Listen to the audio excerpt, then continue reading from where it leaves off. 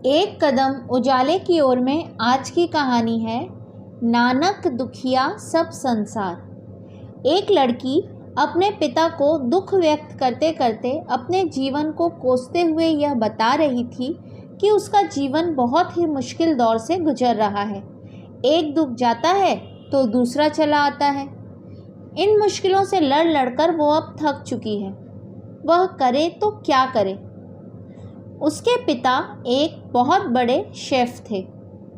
बेटी के इन शब्दों को सुनने के बाद वह उसे रसोई घर में ले गए और 3 अलग अलग कढ़ाई में पानी डालकर तेज आंच पर रख दिया।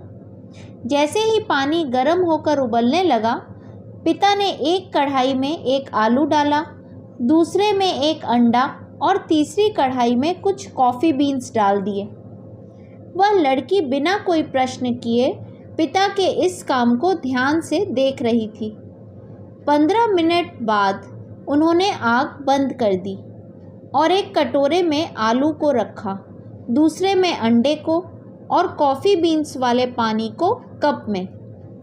पिता ने बेटी को उन तीनों कटोरों को एक साथ देखते हुए बेटी से कहा, पास से देखो इन तीनों चीज़ों को।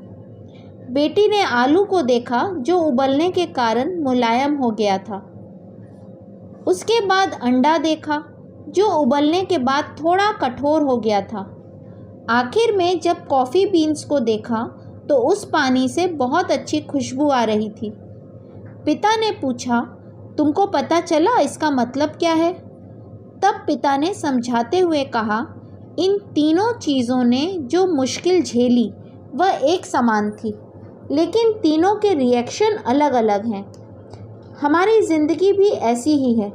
कष्ट और मुसीबतें हम सबको आती हैं, लेकिन इन दुखों और कष्टों को सहने का रिएक्शन हम सबका अलग अलग होता है। कोई दुख और तकलीफ़ देखकर हताश और मायूस होकर इस उबले आलू की तरह नरम हो जाता है और अपने दुखों और मुसीबतों का ढिंढोरा पीटना शुरू कर देता है।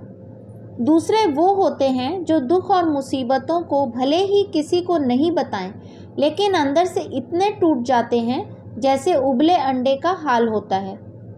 और तीसरे वो होते हैं जो दुखों और मुसीबतों से न तो बाहर से घबराते हैं और ना ही अंदर से टूटकर उदास होते हैं, बल्कि ऐसे लोग दुखों और मुसीबतों को मालिक की मौत समझकर बड़ी खुशी से स्वीकार करते हैं। ऐसे लोग मालिक से अपने दुख की शिकायत नहीं करते, बल्कि इन्हें सहने की शक्ति मांगते हैं। और ऐसे लोग ही दुख और मुसीबतों में मुस्कुराकर दूसरों के लिए सबक और मिसाल बनकर कॉफ़ी बीन्स की तरह खुशबू फैलाते रहते हैं।